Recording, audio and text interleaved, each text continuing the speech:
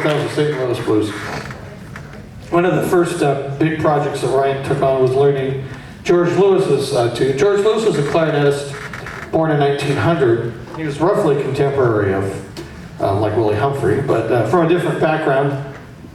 Willie Humphrey's family was all musical, and Willie was a professional musician by the time he was a young teenager. George Lewis came from a much more humble background. He didn't really leave New Orleans until what? He didn't leave New Orleans really at all until the 50s, until his band toured. He was kind of a local musician, but he didn't start playing the clarinet until he was 17, and he picked it up pretty quickly. And was pretty genius kind of guy. But his style of playing wasn't really virtuosic or over. It was kind of a simple style, but yeah, it's based around a lot of arpeggiating, and so it is more simplistic, but it's so lyrical, and I describe his quality of sound as very sweet. It's just like dripping with sweetness. It's really beautiful and simplistic, and you hear a lot of repetition in his playing.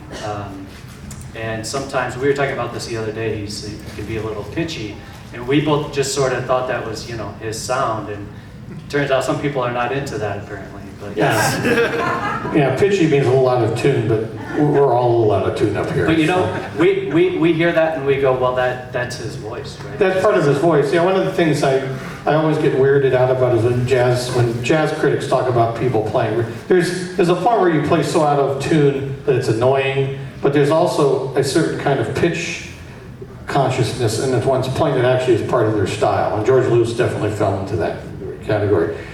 Burgundy Street Blues was a tune that's based on one of Louis Armstrong's solos from Savoy Blues, which was recorded in 1927. And George Lewis, I think, probably started messing around with that after hearing it on a record, and went on to turn it into his own tour de force.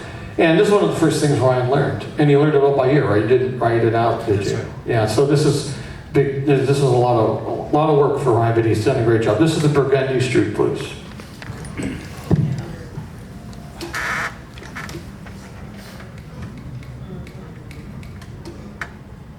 1, 2, 1, 2.